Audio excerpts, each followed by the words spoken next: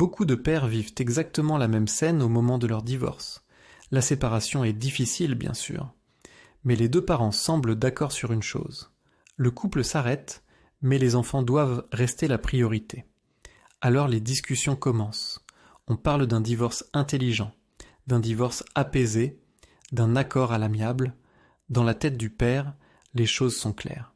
Même si la relation s'arrête, deux adultes peuvent rester responsables. Deux parents peuvent continuer à coopérer pour leurs enfants. Et puis arrive le moment de la signation. Le document arrive, tu l'ouvres, et là, tout bascule. Ce que tu lis ne ressemble pas à ce que vous aviez évoqué. Des accusations apparaissent, des reproches écrits noir sur blanc, parfois même des choses qui te semblent complètement injustes. Et à cet instant précis, beaucoup de pères ont la même pensée. Comment est-ce possible ? On parlait d'un divorce à l'amiable. Ce moment crée un choc profond, pas seulement parce que la procédure commence, mais parce que le comportement de la personne avec qui tu as construit une famille semble soudain changer.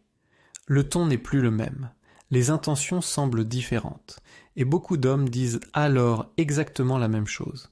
Je ne reconnais plus la femme avec qui j'ai vécu. Pour comprendre ce qui se passe, il faut prendre du recul. Dans beaucoup de séparations, plusieurs mécanismes psychologiques apparaissent lorsque la procédure démarre. Le premier mécanisme est le besoin de justification. Quand une personne décide de transformer sa vie ou de mettre fin à une relation, son cerveau cherche naturellement à donner du sens à cette décision. Pour réduire les doutes ou les sentiments de culpabilité, certains souvenirs négatifs peuvent prendre plus de place. Des frustrations anciennes peuvent être réinterprétées. Des reproches qui existaient déjà peuvent devenir beaucoup plus importants. Ce phénomène n'est pas forcément un mensonge conscient. C'est souvent un mécanisme psychologique qui permet de rendre une décision plus cohérente. Le deuxième mécanisme est l'influence extérieure. Quand une séparation devient officielle, beaucoup de personnes entrent dans l'équation. La famille, les amis, les conseils juridiques. Certaines personnes disent alors « protège-toi, prends l'avantage, ne lui fais pas confiance ». Et parfois, ces conseils peuvent transformer une séparation qui aurait pu rester calme en une situation beaucoup plus tendue. Le troisième mécanisme est la peur. Quand il y a des enfants, une séparation touche quelque chose de très profond. La peur de perdre du temps avec ses enfants, la peur de perdre sa place, la peur de perdre sa stabilité.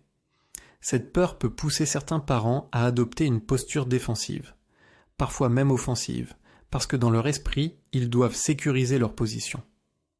Le quatrième mécanisme est la logique de la procédure. Lorsque la séparation entre dans un cadre judiciaire, la dynamique change complètement. On ne parle plus seulement de relations, on parle de dossiers, d'arguments, de stratégies. Certaines personnes pensent alors qu'il faut convaincre la justice en montrant les défauts de l'autre parent. Et c'est souvent à ce moment-là que les accusations apparaissent.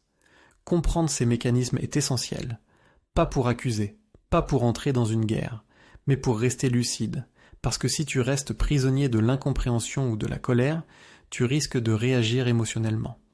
Et c'est exactement ce qui peut te faire commettre des erreurs. Rester lucide ne veut pas dire accepter tout ce qui se passe.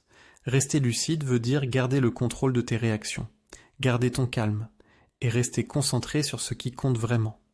Tes enfants, ton équilibre et ton rôle de père. Parce que même dans une tempête, un père peut rester un repère stable pour ses enfants. C'est exactement ce que signifie devenir un père pilier.